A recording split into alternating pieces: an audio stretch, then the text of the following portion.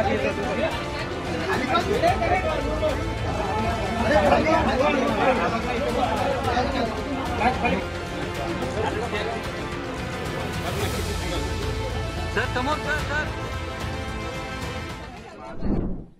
Media आणि electronic मीडियाचं मी स्वागत करतो।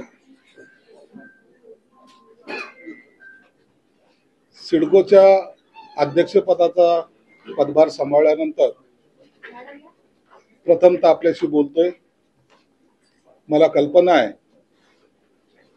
सिडको बद्दलचे असलेले तुमचे प्रश्न हे टोकदार निश्चित असणार आहे आणि त्याची मला सवय आहे, परंतु आज हा पदभार मी घेतला त्यानंतर पहिले आपण सिडको समजून घेऊया। सिडकोचे काय प्रोग्राम आहेत, आता यानंतरच तातडीने माझी बोर्ड मीटिंग आहे आणि सर्व बाबी समजून घेऊन मी असं ठरवलेलं आहे की आपल्या कार्यकालमध्ये जे काही प्रायोरिटी आहेत, प्रायोरिटी सर्वात पहिल्यांदा असणार आहे ती सर्वसामान्य माणसाची। त्यांना जे काही अडचणी असेल तर त्याला प्रायोरिटी फर्स्ट असणार आहेत। त्यानंतर ज्या सिडकोकडे काही लोकांचा पाहण्याचा दृष्टिकोन वेगळा आहे त्याला रिपेअर करण्याचं काम सुद्धा आम्ही करणार आहोत। गैरसमजतून निर्माण झालेले काही प्रश्न किंवा त्यांच्या कामामध्ये असं जर त्यांना साहजिक काही वाटत असेल की कामामध्ये अडचण येते किंवा लेंदी प्रोसिजर आहे किंवा काही ज्या बाबी ज्या आपल्याला तातडीने सॉल्व्ह करता येईल, सॉर्ट आउट करता येईल, जेणेकरून सर्वसामान्य माणसाला त्रास होणार नाही, ही भूमिका सिडकोची असणार आहे। सुदैवाने मी ज्या संस्थेमध्ये आता आज अध्यक्ष म्हणून आलो तिथलचे सर्व अधिकारी, असीम गुप्ता असेल त्यांच्याबरोबर माझ्याबरोबर त्यांनी काम केलेलं आहे पूर्वी, पण एमडी असतील, जॉईंट एमडी असतील, ढोले असतील, हे सर्व लोक यांच्याबरोबर असलेला एक संपर्क अधिकारी आणि अध्यक्ष हे नातं न ठेवता एक मित्रत्वाचं नातं ठेवून आपल्याला हा सिडको ही आपली नाही तर सर्वसामान्याची प्रॉपर्टी आहे आणि त्याचा युटिलाइज आपण त्यांच्यासाठी करायचा आहे या भावनेतून आम्ही काम करायचा प्रयत्न करू। चिंता करू नका, इलेक्शनचे आचारसंहिता मला वाटतं या 15 तारखेच्या आतमध्ये आचारसंहिता लागण्याची शक्यता आहे। वन नेशन वन इलेक्शन्स ही कल्पना सर्वप्रथम मांडली होती शिवसेना प्रमुख बाळासाहेब ठाकरे। हा देश निवडणुकीचा देश आहे की काय असं त्यांचं मत होतं, म्हणून कधीतरी एकदाच इलेक्शन होऊन नंतरची काळ हा कामाला पाहिजे अशी शिवसेना प्रमुखांची भूमिका होती।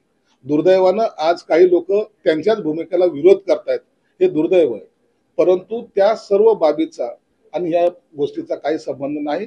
निवडणुका ह्या ठरल्या वेळेप्रमाणेच होतील। मी आमचा आता पॉलिसी ठरवायचा प्रयत्न करतोय। माझं सर्वात मोठं स्वप्न आहे लीज होल्डचं फ्री होल्ड करण्याचं। त्यासाठी सरकारची काय मदत करता येईल, सरकार काय त्यांच्याकडून मदत घेता येईल, आणि हा विषय एखाद्या सिटी पुरता किंवा एखाद्या सिडको पुरता मर्यादित नाही, तो महाराष्ट्रव्यापी हा मोठा निर्णय असल्यामुळे यासाठी एक आम्ही तातडीने निर्णय कसा घेता येईल का हा आम्ही प्रयत्न करू। आपल्याला आज एक काहीतरी देण्यात आलंय, मात्र भरत गोगावलेंचा सूट अजून तसाच आहे। कधीपर्यंत त्याच्यात मुद्दा असा आहे सिडकोच्या इतिहासामध्ये आतापर्यंत अध्यक्षपद हे ठाणे जिल्हा किंवा रायगड याच जिल्ह्यांमध्ये असायचं, पहिल्यांदा असं झालंय। त्यामुळे भरत गोगावलेने एक आशा होती तरी सूट पण शिवला होता त्या अध्यक्षपदासाठी, तो तुम्ही घेऊन गेलात। तुम्ही चिंता करू नका, आम्ही एकमेकांचा सुट घालू शकतो आणि वेळ पडलं तर मग बाकीचंही काम करू शकतो, म्हणून त्याची चिंता करू नका। एक लक्षात ठेवा, याला म्हणतात दूरदृष्टी। एकनाथ शिंदेने मुख्यमंत्री असताना महाराष्ट्रात मुंबईचे किंवा मुंबईच्या आसपासच्या लोकांना म्हाडा किंवा सिडको हे महामंडळ मिळायचं, हा इतिहास आहे। या इतिहासाच्या बाहेर जाऊन मराठवाड्यातल्या माझ्यासारख्या सर्वसामान्याला आज अध्यक्षपद दिलंय, हे कॅबिनेट मंत्री दर्जाचं, ही छोटी गोष्ट नाही। तुमच्यात जर गट्स असेल तर तुम्ही काम करू शकता आणि ते हेरण्याचं काम एकनाथ शिंदे करतात। म्हणून मुख्यमंत्री प्रत्येक गोष्ट करेक्ट कार्यक्रम ज्याला म्हणतात ते नेहमी करतात, त्यातलं हे करेक्ट कार्यक्रम त्यांनी आज केला, मला अध्यक्ष बनवलं। नाही, सेंट्रल गव्हर्नमेंटचे एअरपोर्ट अथॉरिटीचे सर्व काही जे काही नियम आहेत त्यामध्ये मॅक्झिमम चेंजेस करता येत नाही. हा प्रश्न पहिल्यांदाही उपस्थित झाला होता. जे आता लँडिंग होतंय नवी मुंबईचं ते घाटकोपरहून होतंय, तिथंही या हाईटचा प्रश्न आला होता आणि केंद्राने त्याला परवानगी नाकारली. उद्योगपतीच्या प्रश्नावर मी निश्चित एमडी आमचे असेल, सेक्रेटरी असेल, जॉईंट एमडी असेल, आम्ही बैठक घेऊ, विषय समजून घेऊ. चुकीचा असेल तर तो होऊ देणार नाही. 12.5% जो विषय आहे, मी अनेक ठिकाणी असं पाहिलेलं आहे की 12.5% जे मूळ शेतकऱ्यांना मिळायला पाहिजे होतं त्याच्यातही फार तुम्हाला माहिती, तुम्ही इथलचे स्थानिक आहात, तुम्हाला माहिती आहे ते जमीन 12.5% त्यांना मूळ मालकाला भेटले पाहिजे, ते आता मूळ मालक राहिले नाहीत. कोण कोण कुणाच्या नावावर ट्रान्सफर करून कृषी जमिनी घेतात, हाही एक मोठा विषय या ठिकाणी आहे.